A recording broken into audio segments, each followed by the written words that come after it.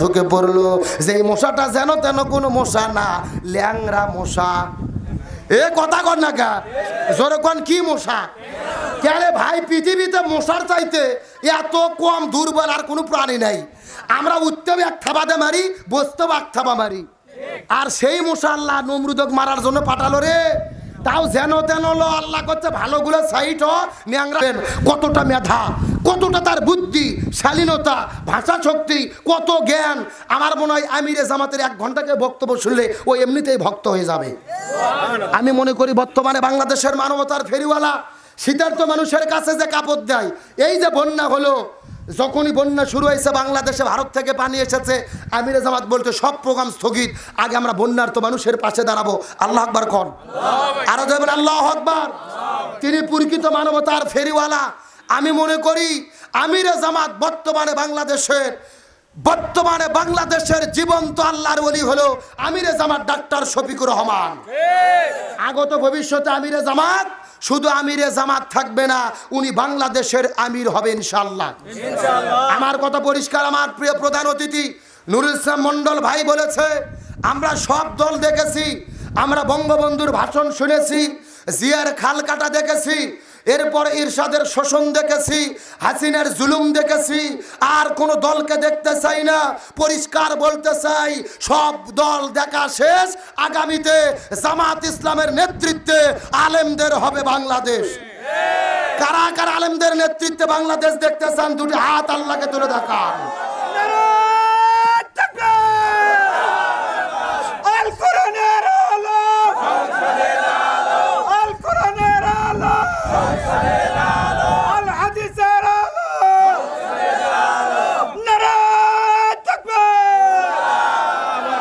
আল্লাহ কবুল করুক, বলেন আমিন।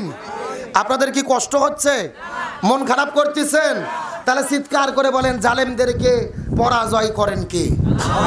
আরো জোরে বলেন। আমার প্রিয় বন্ধুগণ, মুসলমান ভাইরা, গভীর মনোযোগ। আল্লাহ তাআলা যুগে যুগে জালেমদেরকে জমিন থেকে বিদায় করে দিয়েছেন। আল্লাহ তাআলা মাজলুমদেরকে বিজয় দান করেছেন, আর জালেমদের পরাজয় করে পৃথিবী থেকে বিদায় করে দিয়েছেন।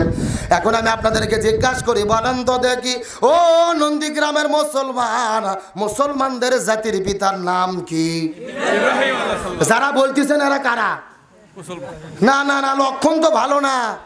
গত 16 বছরে বঙ্গবন্ধুকে জাতির পিতা বানানো হয়েছিল, কিন্তু আল্লাহর কি খেলা, হাসিনা যেদিন পালিয়ে গেছে বঙ্গবন্ধুর মূর্তি ভাঙে মাথার উপরে ওটা প্রসাব করছে। এ কথা কর না কা? তাহলে কোন ব্যক্তি জাতির পিতা হতে পারেন? আমাদের জাতির পিতার নাম কি? কে বলেছেন? আল্লাহ রাব্বুল আলামিন বলেন, মিল্লাতাব আবিকুম ইব্রাহিম ওয়া সাম্মাকুমুল মুসলিমিন। আল্লাহ তাআলা ডাকতে বলেন, এই পৃথিবীর মুসলমানেরা, তোমাদের জাতির পিতার নাম হলো হযরত ইব্রাহিম আলাইহিস সালাম, আর আমি তার মাধ্যমে তোমাদের নাম রেখেছি মুসলমান। ওই ইব্রাহিম নবী যখন নমরুদের কাছে দিনের দাওয়াত নিয়ে চলে গেল, নমরুদ ইব্রাহিম নবীকে মারার জন্য একটা অগ্নিকুণ্ড তৈরি করলো। যেই অগ্নিকুণ্ডের ভেতরে ইব্রাহিম নবীকে ফেলে দেওয়ার পরে 1 নয় 2 নয় 40 দিন রাখা হয়েছিল। জোরে বলেন কতদিন? আরো জোরে।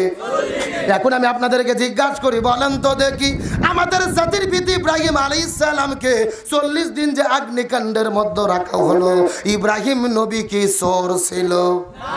ডাকাত ছিল? নারী ধর্ষণ করেছিল? তার কিসের জন্য 40 দিন আগুনের মধ্যে রাখা হলো? কালেমার দাওয়াত দেওয়ার কারণে, এই জমিনে দিন প্রতিষ্ঠার কথা বলার কারণে।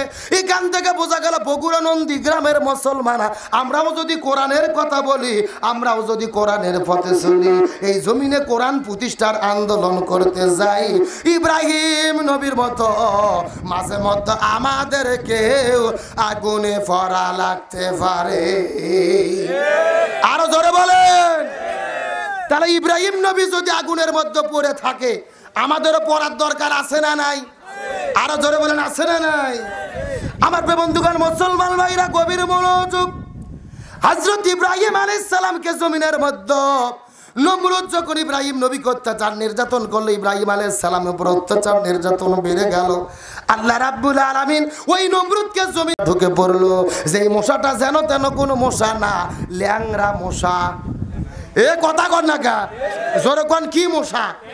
কেন ভাই, পৃথিবীতে মশার চাইতে এত কম দুর্বল আর কোনো প্রাণী নাই। আমরা উঠতেও এক থাবাতে মারি, বসতেও এক থাবা মারি, আর সেই মশা আল্লাহ নমরুদক মারার জন্য পাঠালো রে। তাও যেন তেন আল্লাহ করছে ভালোগুলো সাইট হ, ন্যাংরা